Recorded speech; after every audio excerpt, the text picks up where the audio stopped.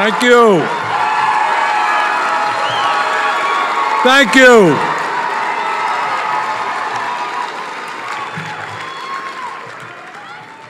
Let me begin by thanking all of you here and folks watching live stream all over this country for standing up for our environment, for standing up for the fossil fuel industry and telling them that short-term profits are not more important than the future of our planet. Thank you all very much.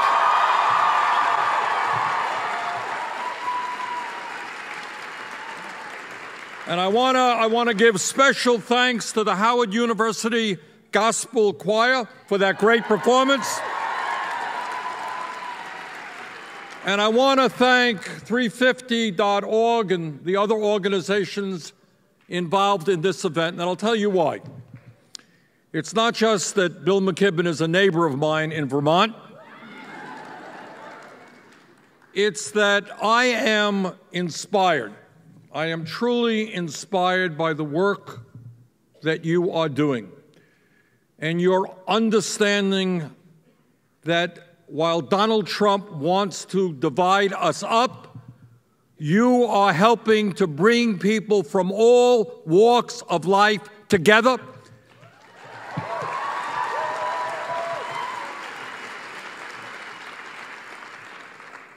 And not only all walks of life in the United States of America, when we talk about climate change, it goes without saying that we are talking about a global crisis and that it's imperative that we bring people all over the world together to fight to save this planet.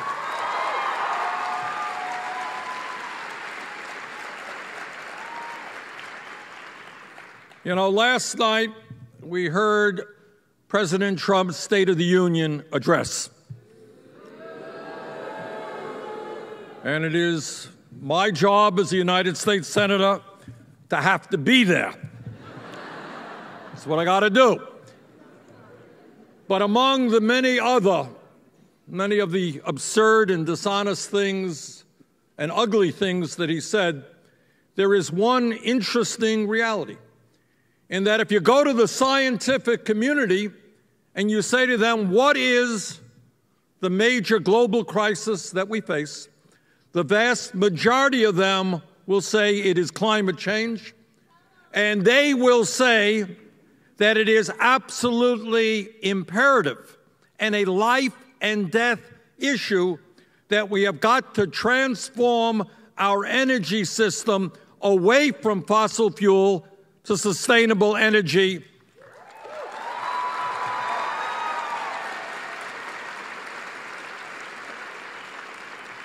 And yet, Donald Trump spoke last night for over an hour. He talked about many things, but somehow he forgot to mention the words climate change. What an outrage.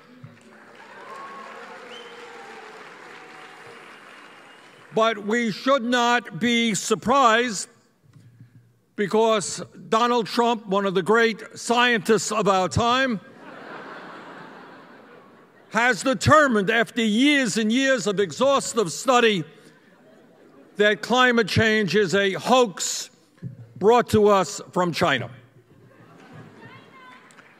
And based on that brilliant analysis, not only does he not talk about climate change, but horrifically and dangerously, he has appointed administrators of the EPA, of the Department of Energy, who are doing everything they can to stop the movement towards sustainable energy. And what we are about here tonight and all over this country, and what we will be about tomorrow as we knock on doors, is we get involved in grassroots politics.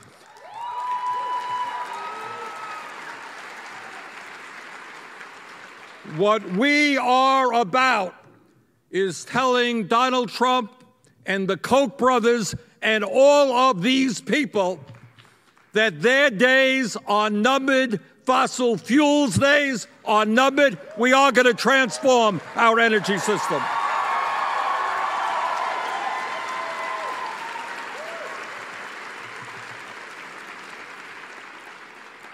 If Donald Trump doesn't know it, I know that you do, that this planet is warming at an alarming rate.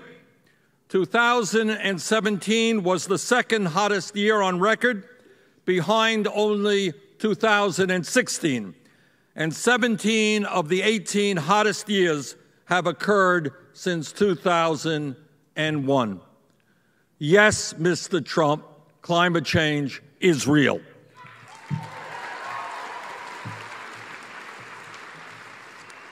And what you have seen, and people all across this country have seen, sometimes in very tragic ways, are the kinds of extreme weather disturbances that have impacted so many people, the type of flooding that is impacting not only areas of the United States, but places all over the world, drought, wildfires, heat waves, extreme storms, mudslides, rising sea levels, and much, much more.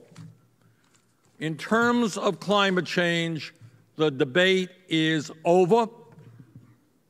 What we now have to understand is the issue in front of us is not a scientific debate. It has everything to do with political will.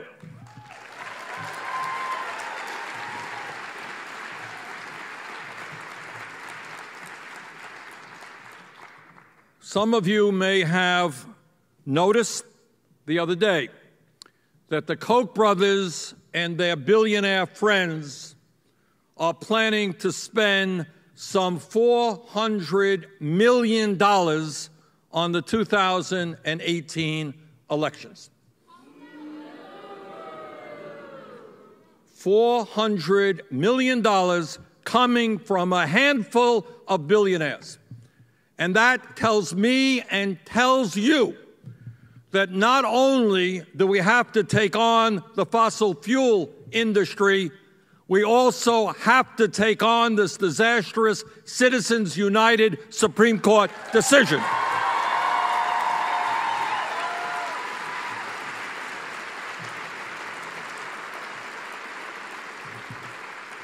Because whether the issue is climate change, whether the issue is health care and the need to move this country to a Medicare for all single-payer system,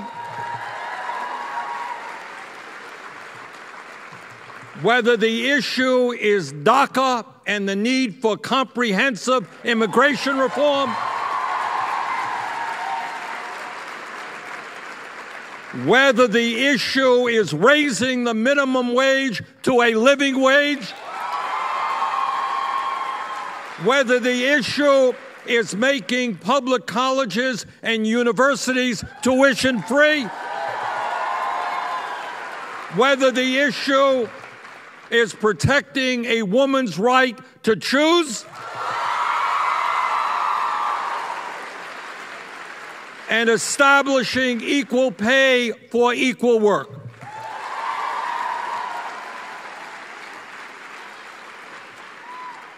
All of those issues and many more are issues that the American people want resolved. They want a government, they want an economy, they want an environment that works for all of us, not just the few.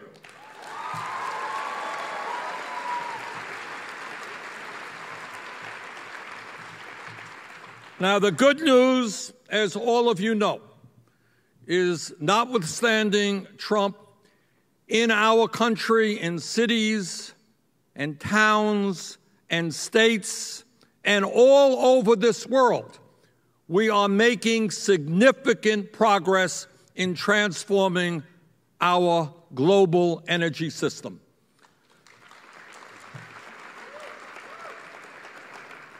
In Chile, the lowest cost electricity ever produced is coming from solar.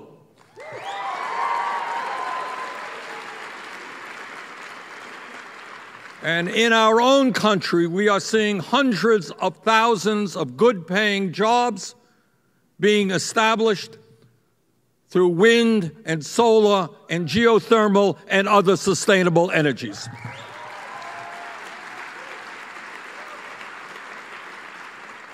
There is no doubt in my mind, and by the way, no doubt in corporate America's mind, who are investing more and more in sustainable energy and less in fossil fuels.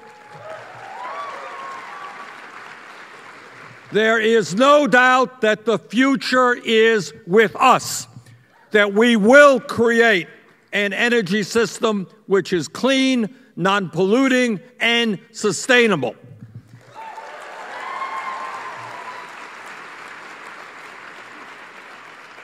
Now, that is what we will do, and the question is how quickly we will accomplish that. So my request of you is please get involved in the political process.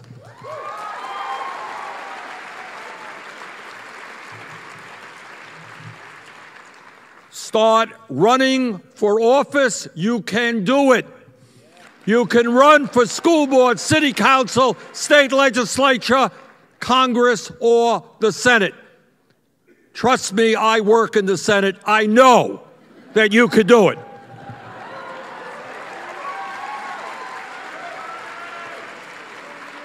So, brothers and sisters, we got a lot of work in front of us, but I am honestly so inspired by seeing people all over this country do extraordinary work, and I know that you are going to get involved in that process.